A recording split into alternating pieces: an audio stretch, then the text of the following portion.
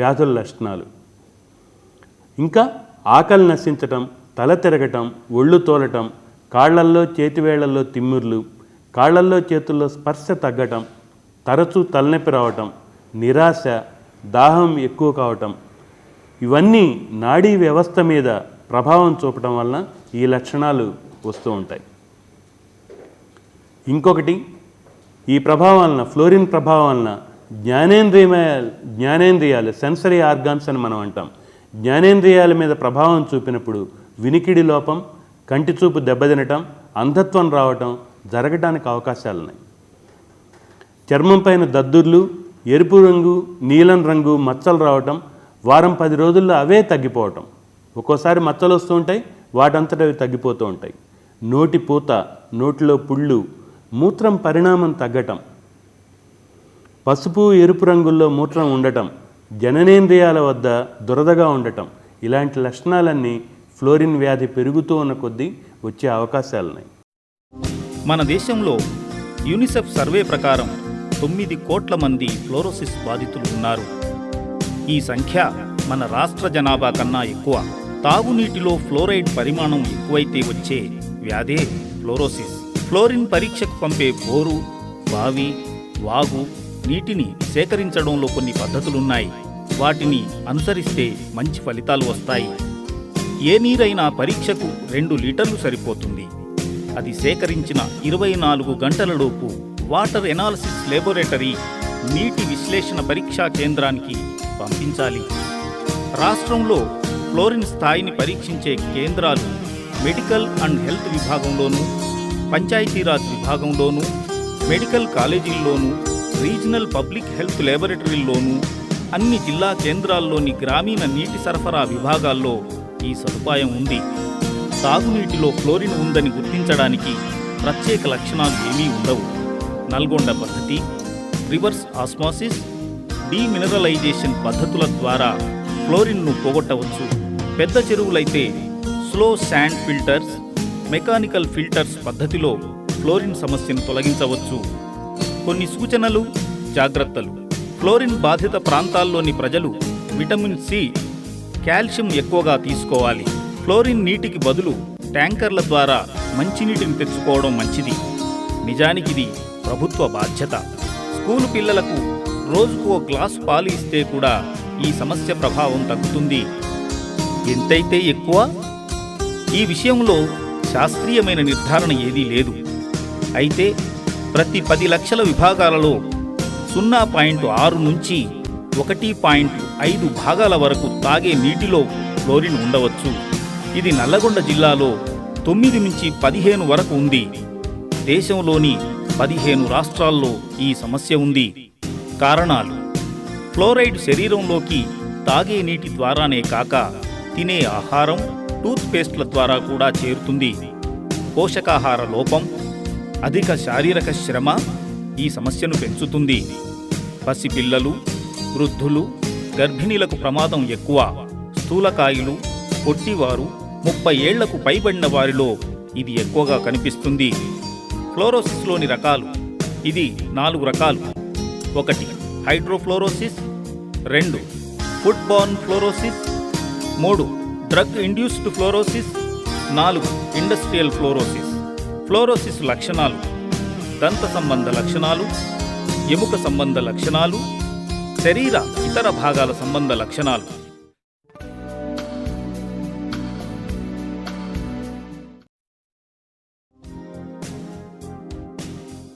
Paramedic మిత్రులరా, రోగం ఎలా వస్తుందో మనకు అర్థమైంది, ఫ్లోరోసిస్ వ్యాధి ఎలా వస్తుందో మనకు అర్థమైంది, వీటి వలన వచ్చే నష్టాలు మనకు అర్థమైనాయి. వీటి వలన వచ్చే ఇంకో రకమైన నష్టాన్ని మనం సరిగ్గా అర్థం చేసుకోవాలి. ఇది సామాజిక సమస్య. ఫ్లోరోసిస్ వ్యాధి కలిగించే సామాజిక సమస్యల్ని మనం కొంచెం క్లియర్గా అర్థం చేసుకోవాల్సిన అవసరం ఉంది. వ్యాధికి గురైన వాళ్ళు పనిచేయలేరు, జీవితమంతా ఇతరుల మీద ఆధారపడాలి, చేయగలిగిన పనిని దొరకడం చాలా కష్టం. నిరాశ, నిస్పృహ, ఆత్మహత్య, పెళ్ళిళ్ళు కాని పరిస్థితి, చిన్నపిల్లల దగ్గర నుంచి ముసలివాళ్ళ వరకు అతి చిన్నతనంలోనే ముసలితనం రావటం, ఉత్పత్తులకు ఆధారమైన మనుషులు జీవచ్ఛవాలుగా మారి సమాజానికి భారం కావటం, ఇవన్నీ ఆలోచిస్తే ఈ సమస్య తీవ్రత మనకు అర్థమవుతుంది. పశువులు, పక్షులు, కోళ్ళు వీటన్నిటిపైన ఫ్లోరిన్ ప్రభావం ఉంటుంది. పాల ఉత్పత్తి తగ్గటం, ఎదుగుదల క్షీణించటం, కుంటుతూ నడవటం ఇలాంటి లక్షణాలతో ఫ్లోరోసిస్ ప్రభావం చూపించటం వలన వాటి పెంపకం కూడా ఇబ్బందికరంగా, నష్టంగా పరిణమించింది.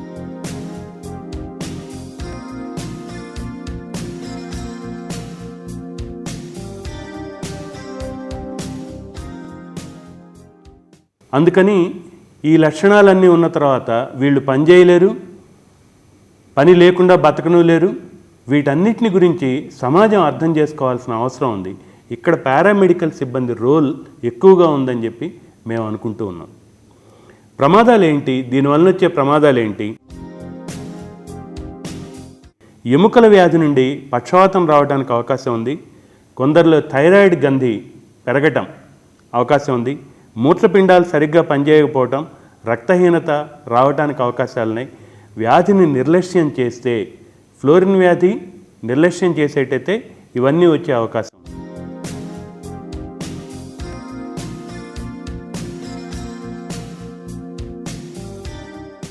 ఎట్లా కనుక్కోవచ్చు? ఎక్స్రే, రక్త పరీక్షల ద్వారా వీటిని నిర్ధారించవచ్చు. రక్తంలో, మూత్రంలో ఫ్లోరైడ్ శాతం చాలా ఎక్కువగా ఉంటుంది. ఇక్కడ మనం ఒక చిన్న విషయాన్ని ఆలోచించాలి. 1937 సంవత్సరంలో, అంటే భారతదేశం ఆంగ్లేయుల పరిపాలనలో ఉన్న కాలంలో దీన్ని గురించి మొదటిసారి ప్రకాశం జిల్లాలో పరిశోధనలు మొదలైనవి. అప్పుడున్న డాక్టర్స్ తమ దగ్గరకు వచ్చిన రోగుల్ని చూసి ఈ లక్షణాలు కనుక్కొని, ఈ లక్షణాల వ్యాధి తీవ్రత ఎట్లా ఉంది, ఈ వ్యాధిని కనుక్కోవాలి అనే ఉద్దేశంతో ఆనాడు మెడ్రాస్కి పంపించి ఆ వ్యాధి లక్షణాలను కనుక్కున్నారు. ఆనాడు మొదలైన ఈ వ్యాధి తర్వాత ప్రతి చోట ఉన్నదని, ఈ వ్యాధి లక్షణాలు ఇలా ఉంటాయని డాక్టర్లకు అర్థమైంది. చాలా పెద్ద పెద్ద పరిశోధనలు ఫ్లోరోసిస్ చుట్టూ జరిగినాయి. ఫ్లోరిన్ చుట్టూ, ఈ వ్యాధి కలిగించే ఫ్లోరిన్ చుట్టూ, అలానే ఆ వ్యాధి వచ్చే ఫ్లోరోసిస్ చుట్టూ అనేక రకాలైన పరిశోధనలు జరిగినాయి. ఇదే సందర్భంలో మనం ఒక విషయాన్ని గుర్తుపెట్టుకోవాలి. పంజాబ్ లాంటి చోట్ల మనకంటే ఫ్లోరిన్ శాతం చాలా ఎక్కువగా ఉంది. అక్కడ ఫ్లోరిన్ విపరీతమైన ప్రభావాలు చూపించకపోవడానికి కారణం అక్కడున్న పోషకాహార పదార్థాలు తినటం. విటమిన్ సి ఎక్కువ ఉన్న పదార్థాలు, కాల్షియం ఎక్కువ ఉన్న పదార్థాలు తినటం అక్కడున్న జనానికి అలవాటు. అందువలన ఫ్లోరిన్ ప్రభావం పంజాబ్ లాంటి చోట్ల చాలా తక్కువ ఉన్నాయి. ఇది మనకు అర్థం కావాలా. అలాంటి పదార్థాలను ఎక్కువగా ఉపయోగించటం, చాలా చిన్న చిన్న పదార్థాలు, అవిశాకు, ఉసిరికాయ ఇట్లాంటి వాటిని, కరివేపాకు ఇట్లాంటి వాటిని, రాగులు, సజ్జలు ఇలాంటి పదార్థాలు ఎక్కువగా తినటం, పాలను ఎక్కువగా తాగటం, చిన్నపిల్లల నుంచి ఇలాంటి అలవాట్లు కానీ మనం చేయగలిగితే, మధ్యాహ్న భోజన పథకం, ప్రతి ఇంట్లో ఈ రకమైన సౌకర్యాలను మనం కలిగించగలిగితే ఫ్లోరిన్ ఎఫెక్ట్ తగ్గడానికి అవకాశాలున్నాయి అనేది వైద్య శాస్త్రవేత్తలు, దీని మీద పరిశోధనలు చేస్తున్న నిపుణులు చెప్తున్న ఒక సత్యం. ఇటీవల కాలంలో వరల్డ్ హెల్త్ ఆర్గనైజేషన్ చైనా లాంటి చోట్ల అనేక రకాలైన పరిశోధనలు చేసి పోషకాహార లోపం ఎక్కడెక్కడ ఉంటుందో ఫ్లోరోసిస్ వ్యాధి ప్రభావం చాలా ఎక్కువగా ఉంటుందని తేల్చి చెప్పింది. మన దేశంలో కూడా పోషకాహార లోపం చాలా ఎక్కువ శాతంలో ఉంది కాబట్టే మన పల్లెలు ఎక్కువ భాగం ఫ్లోరోసిస్ వ్యాధి వలన ఇలాంటి తీవ్రతని గుర్తు తెస్తున్నాయి. దీనికి మార్చుకోవాలి అంటే పోషకాహారాన్ని మనం తీసుకునే ప్రయత్నాలు మనం మొదలుపెట్టాలా. అతి తేలిగ్గా ఖర్చు తక్కువతో వచ్చే ఆహార పదార్థాలని తీసుకుంటూ మన పిల్లల్ని ఈ వ్యాధి బారి నుంచి బయటపడేసే ప్రయత్నాలను కూడా మనం చేయాలి. ఈ ఫ్లోరోసిస్ వ్యాధికి వైద్యం ఉందా? $1000 క్వశ్చన్. లేదు మిత్రులారా, చికిత్స లేని వ్యాధి ఇది. ఈ వ్యాధిని తెచ్చుకోకూడదు. ఒక్కసారి వచ్చిందంటే దీనికి చికిత్స ఏ వైద్య విధానంలోనూ లేదు. దాన్ని అనుభవించడం తప్ప ఏ వైద్య విధానం లేదు. చాలా చిన్న చిన్న సైడ్ ఎఫెక్ట్స్ కొన్ని ఉన్నాయి. కీళ్ళ దగ్గర, ఎముకల దగ్గర పెరిగిన ఎముకల బుడిపెల్ని ఆపరేషన్ ద్వారా తొలగించవచ్చు. అంతకుమించి సిమ్టమాటిక్ ట్రీట్మెంట్ అంటాం. సిమ్టమాటిక్ ట్రీట్మెంట్ తప్ప ఈ వ్యాధి వచ్చిన తర్వాత వైద్యం లేనే లేదు.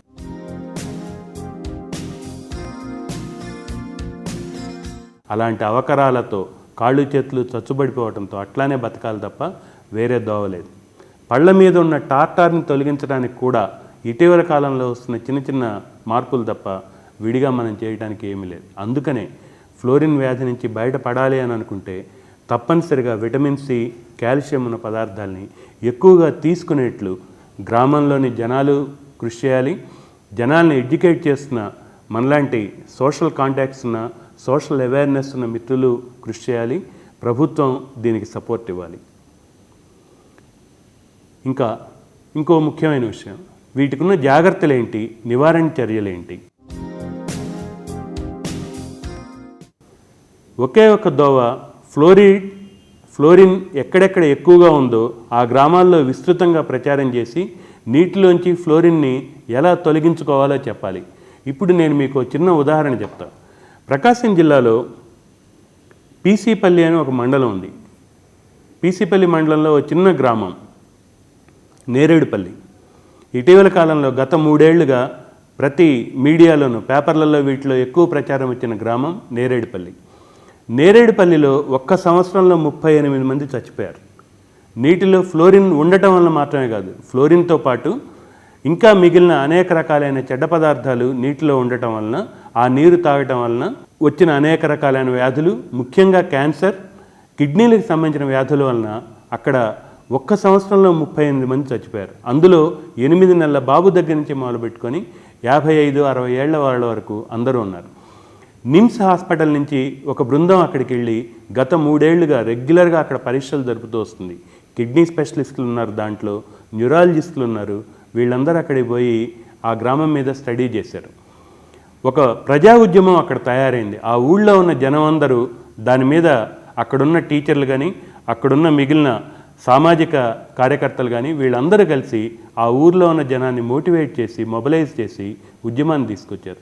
ఇవాళ ప్రభుత్వం అక్కడ రక్షిత మంచినీటి పథకాన్ని శాంక్షన్ చేసింది. రక్షిత మంచినీటి పథకం, దానివల్ల వస్తున్న నష్టాలు ప్రతి బాబు, ప్రతి పాప, స్కూళ్ళల్లో చదువుతున్న పిల్లలతో సహా ప్రతి వాళ్ళు మిగిలిన వాళ్ళకి చెప్పడాన్ని ఆ ఊర్లో మనం గమనించవచ్చు. ఒక ప్రజా ఉద్యమం ద్వారా, ఒకరికొకళ్ళు చెప్పడం ద్వారా, సోషల్ అవేర్నెస్ ద్వారా ఇది సాధ్యమైంది. కేవలం ఒక ప్రభుత్వమే చేయలేదు. ప్రభుత్వాన్ని అడగాలి, సమస్యని వాళ్ళకి వివరించాలి. అనేక రకాలైన ఫోరమ్స్లో దీన్ని చర్చించారు వాళ్ళు, ఆఖరికి విజయాన్ని సాధించారు. ఇలాంటి విజయగాథలు మనందరికీ ఆదర్శం కింద మారాలి. వీటిని గురించి మనం తెలుసుకోవాలి. తెలుసుకున్న విషయాలను 10 మందికి ప్రచారం చేసే విధంగా మనం ఒక కార్యక్రమాన్ని సృష్టించుకోవాల్సిన అవసరం ఉంది మిత్రులారా. నీటిలోంచి ఫ్లోరైడ్ ఎలా తొలగించాలో ఇలాంటి ఉదాహరణల ద్వారా చెప్పటం. National environmental engineering research institute, NEERI అని అంటారు, వీళ్ళు ఒక పద్ధతిని ఉపయోగించారు. దీన్ని నల్గొండ టెక్నిక్ అని అంటారు. ఈ పద్ధతిలో 1 లీటర్ ఫ్లోరైడ్ నీటిలో 30 మిల్లీగ్రాముల సున్నాన్ని కలపాలి. 1 నిమిషం తర్వాత ఒక 500 మిల్లీగ్రాముల పటిక అలం ఈ ద్రావణాన్ని పోసి 10 నిమిషాల పాటు ఆ నీటిని కలియబెట్టి గంట సేపు అలా ఉంచాలి. సహజంగా రాత్రిపూట కానీ ఈ ప్రక్రియలో మనం నీటిని చేసేట్లయితే ఈ రసాయనిక ప్రక్రియ వలన ఫ్లోరైడ్ అంతా అవక్షేపంగా మారి నీటి అడుక్కు చేరుకుంటుంది. ఫ్లోరిన్ లేని నీరు పైకి చేరుకుంటుంది. ఈ తేరుకున్న నీటిని మనం కానీ తాగగలిగేటైతే ఆ నీళ్లు మంచివి. దీన్నే నల్గొండ టెక్నిక్ అనే పేరుతో పిలుస్తారు. దీన్ని నీరీ ఇన్స్టిట్యూట్ వాళ్ళు కనిపెట్టారు.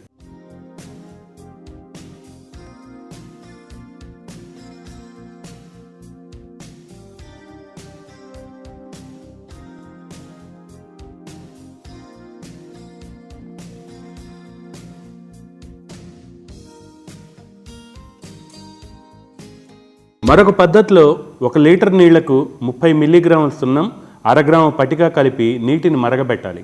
చల్లార్చి తేర్చిన తర్వాత నీటిని పై వంచుకుంటే అందులో ఫ్లోరిన్ ఉండే సమస్యే లేదు.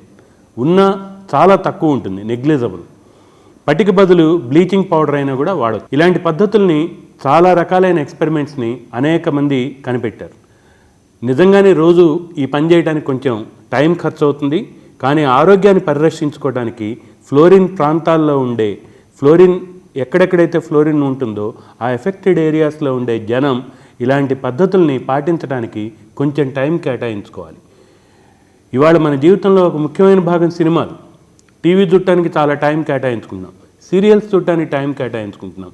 జీవితంలో ఏమాత్రం ఇబ్బంది పడకుండా, కాళ్ళు చేతులు పోగొట్టుకోకుండా, అవకరాలు లేకుండా మన బిడ్డలు బతికుండాలి, బాగా బతికుండాలి, ఆరోగ్యంగా ఆనందంగా బతకాలంటే ఇలాంటి పద్ధతులను పాటించమని చెప్పి ప్రతి ఒక్కళ్ళు తెలిసిన ప్రతి ఒక్కళ్ళు ప్రచారం చేయాలి. ఫ్లోరైడ్ ఎక్కువగా ఉందని నిర్ధారణ అయిన నీటిని ఇలాంటి పద్ధతుల్లో డీఫ్లోరిడైజేషన్ చేసుకున్న తర్వాతనే తాగాలి.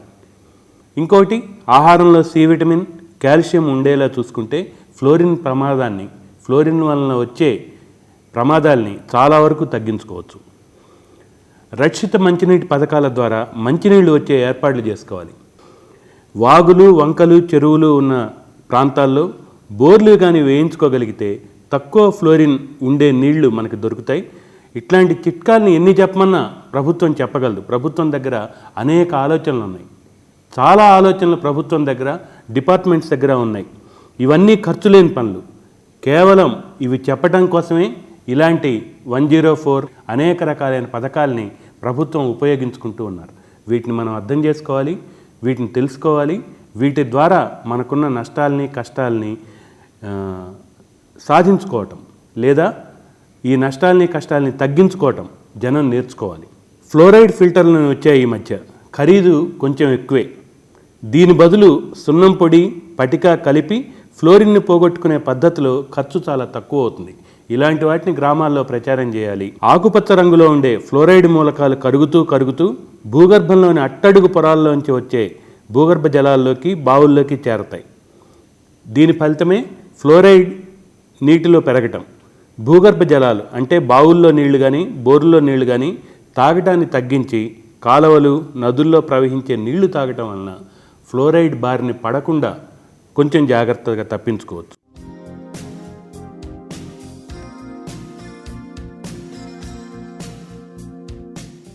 ఇంకో ముఖ్యమైన విషయాన్ని మీతో మాట్లాడాలి.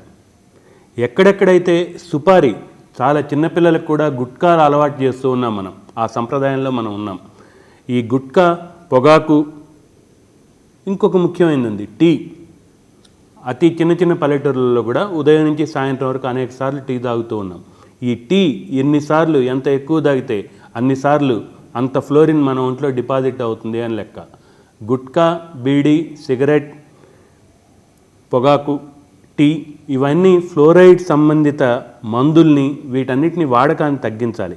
వీలైతే పూర్తిగా మానేయాలి. ఇంకో ముఖ్యమైన విషయం, 7 సంవత్సరాల లోపల పిల్లలకి ఫ్లోరైడ్ ఉన్న టూత్పేస్టుల్ని వాడకూడదు.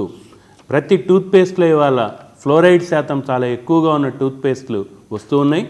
ఫ్లోరైడ్ ఎక్కువగా ఉన్న జలాలు ఊళ్ళు మనకి ఎక్కువగా ఉన్నాయి. అందుకనే 7 సంవత్సరాల లోపల పిల్లలకి ఫ్లోరైడ్ ఉన్న టూత్పేస్టులను వాడటం మానేయాలి. 1000 మిల్లీగ్రాముల కంటే ఎక్కువ ఫ్లోరైడ్ ఉన్న టూత్పేస్ట్ని అస్సలు పెద్దవాళ్ళు కూడా వాడకూడదు. దురదృష్టం ఏంటంటే మన దేశంలో దొరికే అన్ని టూత్పేస్ట్లో 2500 ppmల ఫ్లోరైడ్ ఉంది. వాడొద్దని చెప్పినా వినే పరిస్థితుల్లో జనం లేరు. ప్రతిదానికి ప్రచారం, పలానా టూత్పేస్ట్ వాడండి, మీ పళ్ళు తెల్లగా మెరుస్తాయి, పలానా అమ్మాయి మీతో పాటు వస్తుంది. ఇలాంటి ప్రచారాలు ఎక్కువైన తర్వాత ఇలాంటి టూత్పేస్ట్ల వాడకం కూడా ఎక్కువైంది. మిత్రులారా, కొంచెం ఆలోచించండి.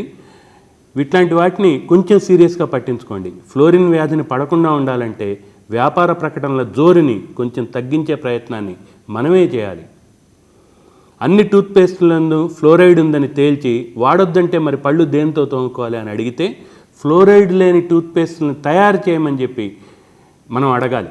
టూత్పేస్టుల కంపెనీలను అడగాలి, ప్రభుత్వం ద్వారా రిప్రజెంట్ చేయాలి. వీటన్నిటి ద్వారా ఫ్లోరైడ్ లేని టూత్పేస్ట్ని తయారు చేయించి మనం వాడుకోవాలి. ఫ్లోరైడ్ లోపం ఉన్న ప్రాంతాల్లో ఇలాంటి పేస్టులు వాడచ్చు, మిగిలిన ప్రాంతాల్లో అవసరం లేదు. పేస్టుల్లో ఏ రసాయనాలు వాడారో కవర్ మీద, ట్యూబ్ మీద విధిగా రాయాలని ఒక చట్టం ఉంది. మనం కాస్త కళ్ళు తెరుచుకొని చూడాలి. అలా చూస్తే మనం వాడే పేస్ట్లో ఏమేమి రసాయనాలు ఉన్నాయో మనకు కూడా అర్థమవుతాయి.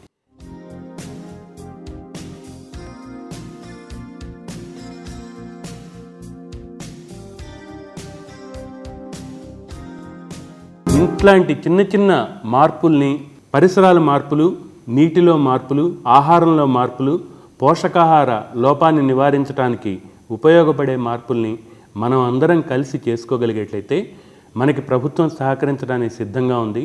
ప్రభుత్వంలో ఉండే అధికారులు, రకరకాలైన డిపార్ట్మెంట్స్ వాళ్ళు సహకరించడానికి సిద్ధంగా ఉన్నారు. మనం అందరం కలిసి ఫ్లోరిన్ వ్యాధిన పడకుండా మన చిన్నారులను రక్షించుకోగలం. దీనికోసం మనం అందరం కలిసి ఆలోచించాలి, మనం అందరం కలిసి పనిచేయాలి. పారామెడిక్ సోదరులకు ఓ చిన్న విజ్ఞప్తి. సమస్యలు మాట్లాడుకున్నాం, సమస్య తీవ్రత మనకు అర్థమైంది.